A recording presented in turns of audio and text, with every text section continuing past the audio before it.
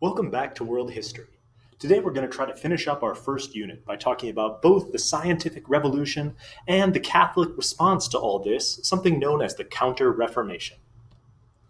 By the end of this lesson, you should be able to explain the importance of both of these and how both of these movements changed the world and affected history going forward.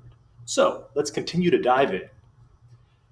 The scientific method profoundly changed the way that people see the world. It's generally credited to Francis Bacon, who we see here on top, and then René Descartes, who we see on the bottom. These two guys, not our thunderbolt throwing pagan god over there. The idea of the scientific method is the idea that through a combination of observation and questioning, people can figure out things about the world. Hopefully you can see the connection between the growth of the scientific method and some of the stuff we talked about in both the Renaissance and the Reformation, because of course it focuses on humans' ability to understand the world, and it flies in the face of some of the previous understandings where we looked at divine intervention in order to solve things, or just purely observation without getting to that level of experimentation and analysis. And so previously, people just assumed that, lightning was created by Zeus throwing thunderbolts, or that the earth is the center of the universe and everything else is outside of it. But during this time period, as people started to question artistic, literary, and religious values, they also started to question their scientific knowledge, leading to a whole bunch of discoveries that I'm sure you're going to talk about in detail in science class. And we're just going to briefly skirt over here. So, what did the scientific method lead to? Oh man, so many different things. For example, Isaac Newton came up with new laws of motion that countered how people previously saw how the world worked. So hopefully you're going to cover this in your science classes. We decided that we should standardize measurements so people could compare things more completely, of course, in order to do experiments. And so we created these standard measures. Because people were now able to dig up and do experiments on corpses, we started to get a better understanding of the human body, and there was much less bleeding people to make them better, which probably good. And we started to look at how people got the traits that they have, and we started to examine genetics and chemistry and all this other fun stuff. And so the effect of this is not only is art getting prettier, but we're able to understand our world better, and, of course, with the expansion of medicine, theoretically, we'd be able to live longer. We also got new understandings about the Earth and the universe and our place in it.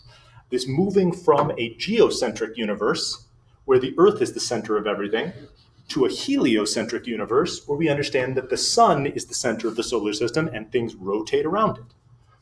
The geocentric model had been basically understood since ancient Roman times with Ptolemy. But then in the 16th and 17th century, Copernicus came up with a heliocentric theory, and Galileo Galilei and his famous telescope, shown here, finally confirmed that in general the Earth does go around the sun does not go around the Earth. This discovery was unwelcome news to the Catholic Church, who had been teaching that the Earth is the center of the universe for a very long time.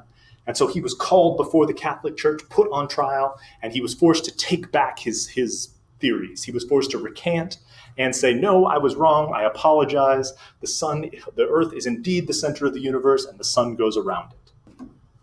So through threatening to imprison Galileo for the rest of his life, the Catholic Church was able to push back against some of these scientific findings, which leads us to Pope Paul III and the Counter-Reformation. The Catholic Church was not just going to go quietly into the night where people are coming up with new scientific discoveries that contradict the Bible, and all these kings and other groups are breaking away from the Catholic Church. And so the Counter-Reformation is an attempt to bring everyone back into the fold. And they did so through a variety of ways. The Catholic Church had a series of trials in order to figure out, what is actually legitimate to teach and believe and what is not. In Spain, the Spanish Inquisition used a lot of torture to force people to go back on the right path. But we also get new Catholic orders, specifically the Jesuits. The Jesuit order was founded by this guy over here. This is Ignatius of Loyola. And he is going to found the Jesuit order, which focuses on education in order to spread the Catholic beliefs to non-Catholics. The Jesuits were very active in the Americas once they were discovered, and we'll talk more about them then. And were also very active in Asia, especially from the voyages of Sir Francis Xavier. So through these, Catholicism was able to find new areas to convert new recruits, and the Jesuits are important because they still run a lot of colleges today. So the Jesuits were one response to Protestantism is to continue to preach different, or to continue to educate people about Catholic theology and to spread the true faith. But the other way that the Catholic Church pushed back is they called for a massive church council called the Council of Trent, which was going to examine Catholic doctrines and figure out once and for all what was correct and what was heretical and would get you killed. So, what does the Council of Trent say? One, Protestants are wrong, but they noted that the Catholic Church was somewhat corrupt in the past, and so they're going to limit the sale of indulgences and try to get rid of corrupt priests who are just selling out get-out-of-hell-free cards in order to make money. But they're going to push back on Luther's idea that other people could interpret the Bible and say, nope, our interpretation of the Bible is the only interpretation of the Bible. And they also argued that Luther's scripture alone, and they also argued that the Catholic interpretation of the Bible had as much authority as scripture, and the things that the Pope said were as important as what was in the Bible. And so the reality of the Council of Trent is they don't really reform all that much.